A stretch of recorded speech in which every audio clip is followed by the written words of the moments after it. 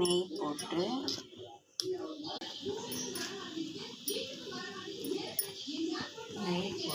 ரவையை வறுக்கணும்.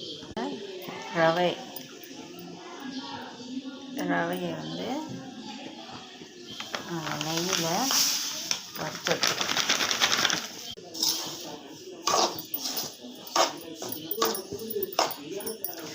நல்லா பொன்னிறமாக வறுத்து எடுத்துக்கணும் ரவையை.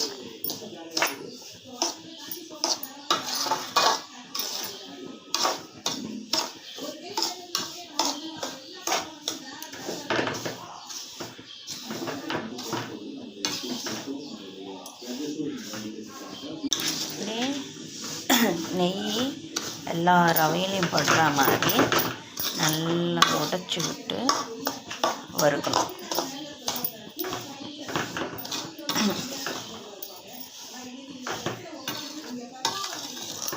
நல்லா உடைச்சி விட்டு ரவையை வறுத்து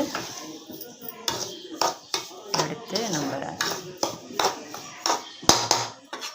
ஒரு டப்பாவில் ஆற வச்சு மூடி வச்சிட்டோன்னா நம்ம உப்புமா செய்கிறதுக்கோ இல்லை கேசரி செய்கிறதுக்கோ எதுக்காக இருந்தாலும் அப்பப்போ ரவையை வறுத்துக்கிட்டு இருக்காமல் இதை அப்படியே எடுத்து போட்டு மற்ற தேவையான பொருள்களை சேர்த்து நம்ம வேண்டிய உணவை தயார் பண்ணிக்கலாம்.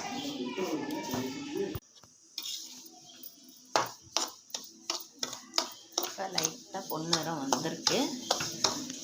இன்னும் ஒரு 2 நிமிஷம் வறுத்துட்டு நம்ம எடுத்து ஸ்டோர் பண்ணி வச்சுக்கலாம்.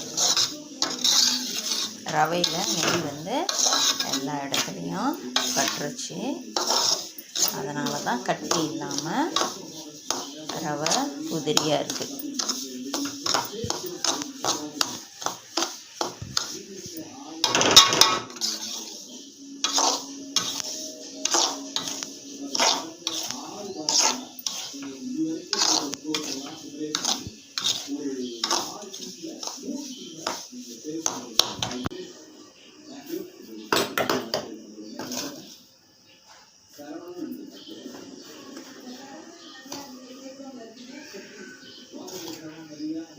ரவை நல்லா ஆறிடுச்சு.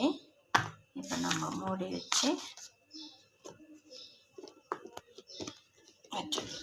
இப்போ தேவையானப்போ நம்ம இந்த ரவையை எடுத்து அப்படியே வறுக்காமல் பயன்படுத்திக்கலாம்.